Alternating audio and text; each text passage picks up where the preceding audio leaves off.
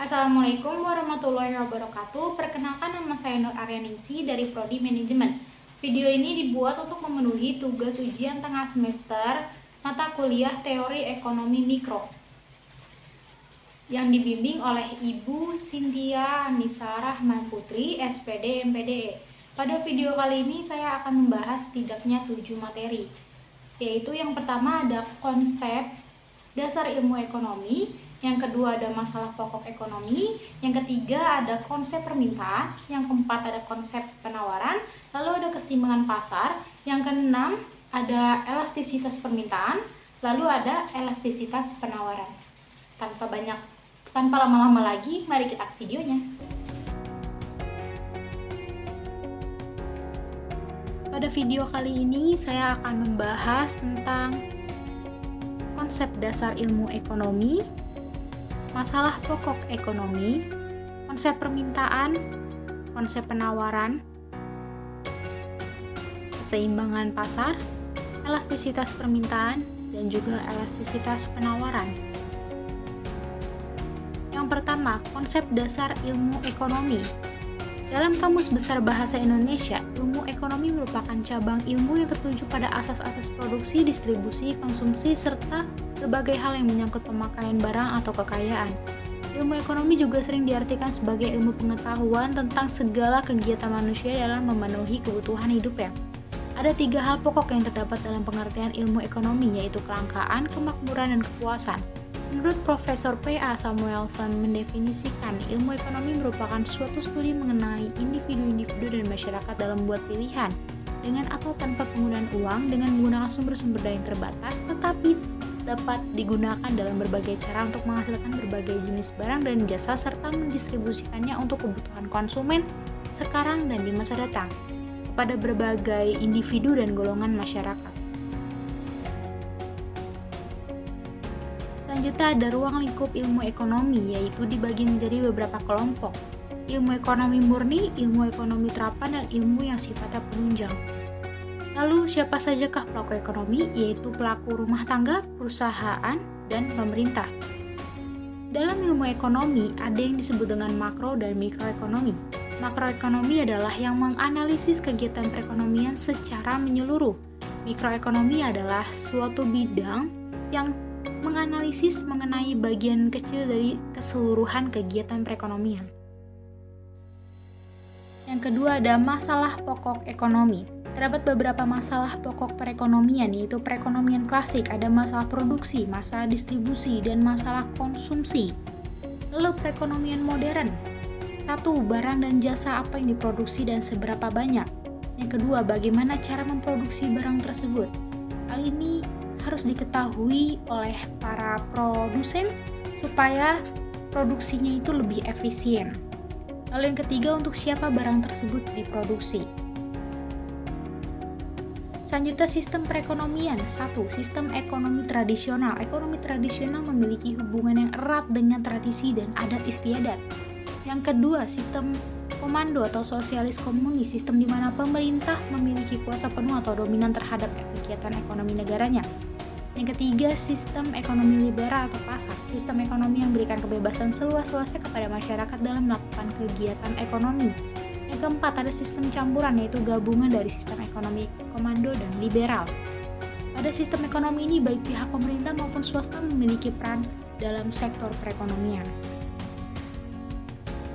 Lalu pola kegiatan perekonomian, ada subsistem, perdagangan dilakukan secara barter, perekonomian uang, alat yang digunakan dalam tukar-menukar perdagangan adalah uang.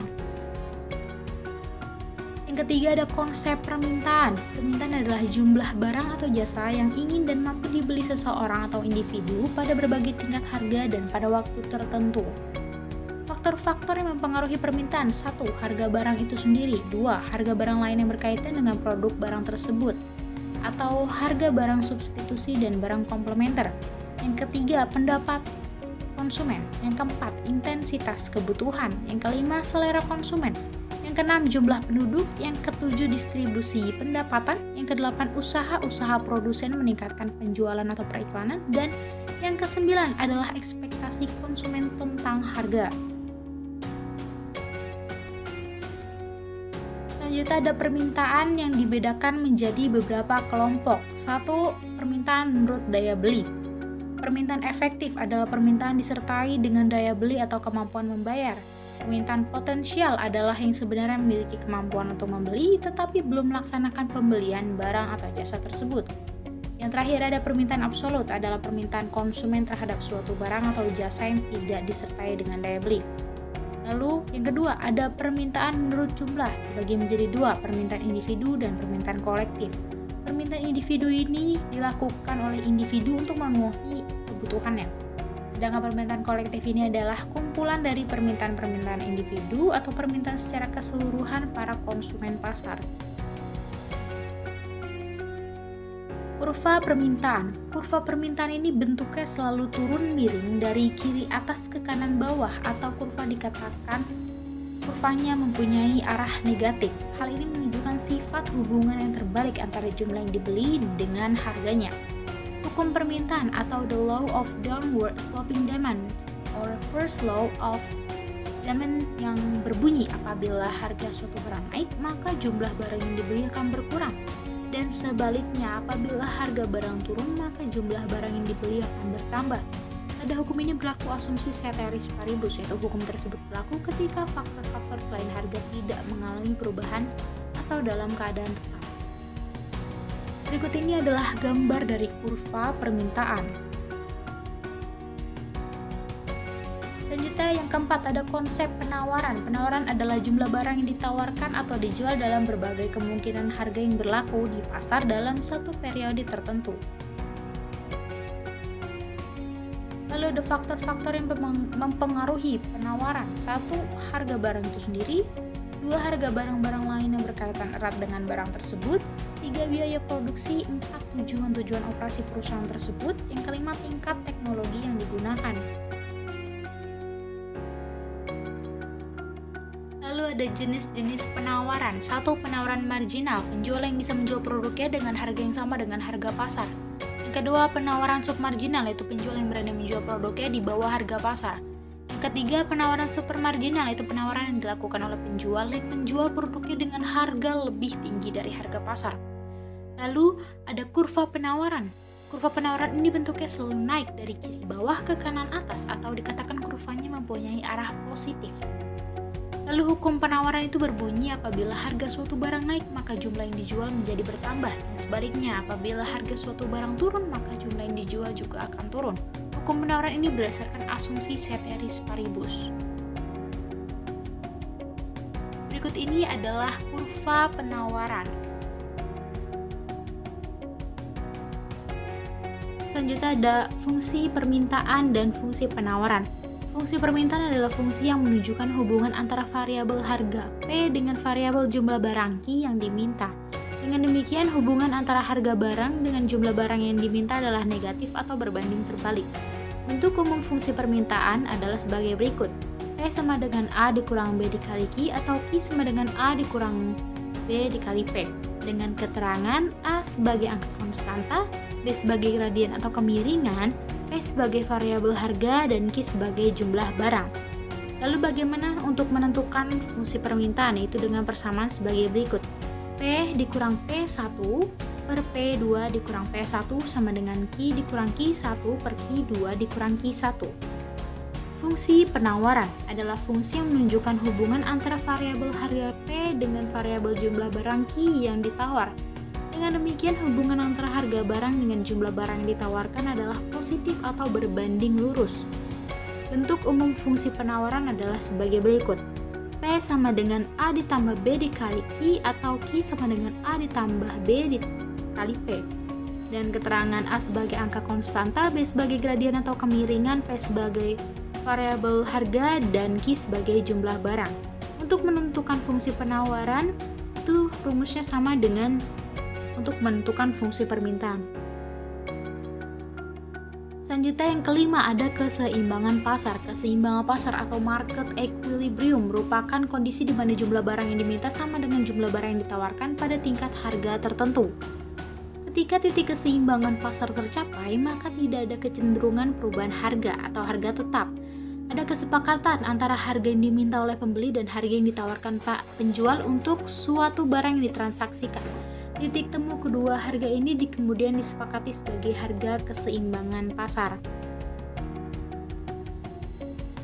Selanjutnya ada fungsi keseimbangan pasar. 1. Fungsi dari permintaan, itu terjadi hubungan antara harga dengan jumlah barang yang selalu berbanding terbalik. Hal ini akan menciptakan persaingan antar konsumen untuk mendapatkan barang tersebut dan akan menciptakan keseimbangan pasar.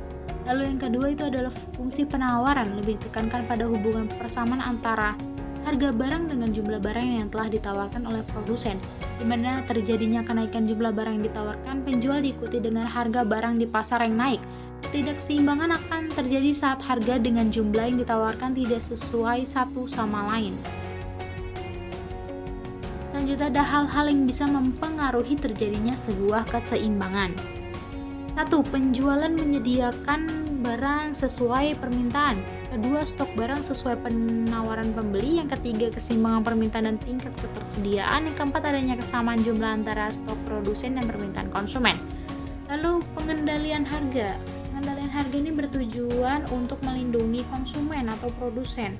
Bentuk kontrol harga yang paling umum digunakan adalah penetapan harga dasar atau price floor dan harga maksimum atau price ceiling.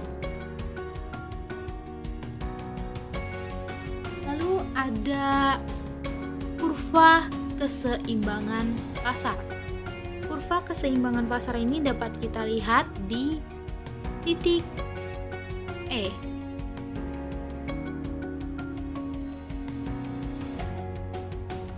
Nomor 6, ada elastisitas permintaan. Elastisitas permintaan adalah pengaruh perubahan harga terhadap besar kecilnya jumlah barang yang diminta atau tingkat kepekaan perubahan jumlah barang yang diminta terhadap perubahan harga barang.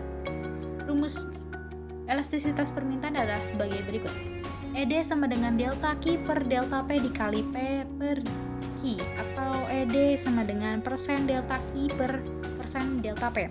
Dan keterangan delta Q sama dengan perubahan jumlah permintaan, delta P sebagai perubahan harga barang, P sebagai harga mula-mula, Q sebagai jumlah permintaan mula-mula, dan ED sebagai elastisitas permintaan.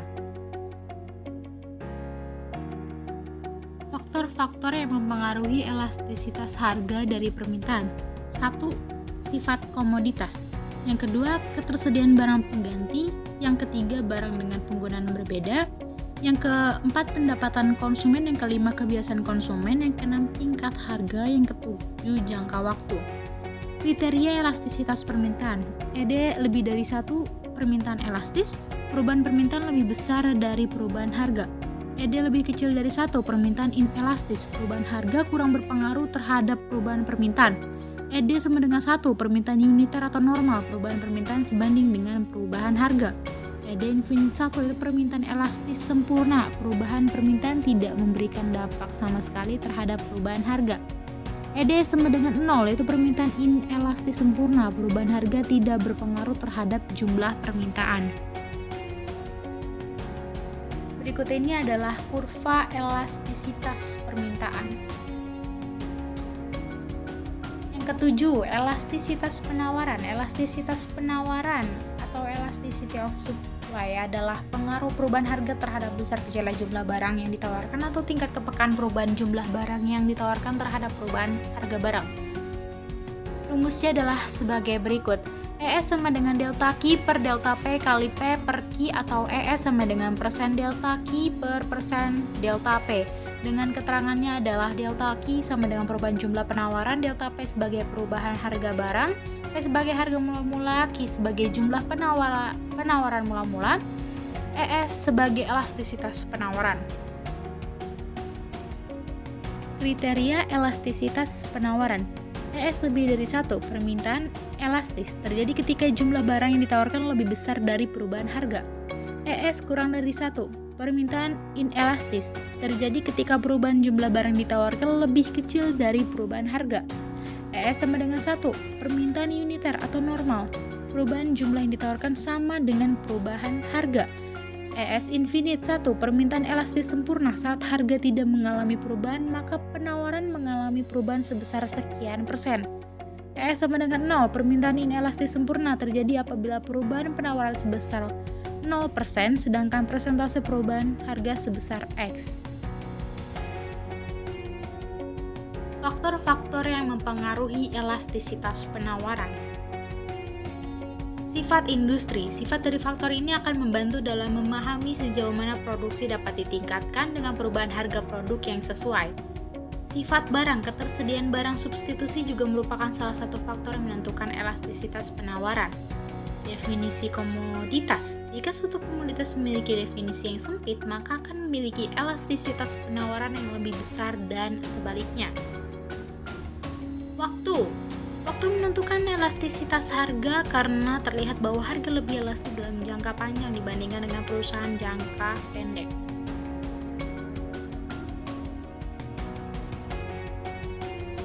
Berikut ini adalah gambar dari kurva elastisitas penawaran.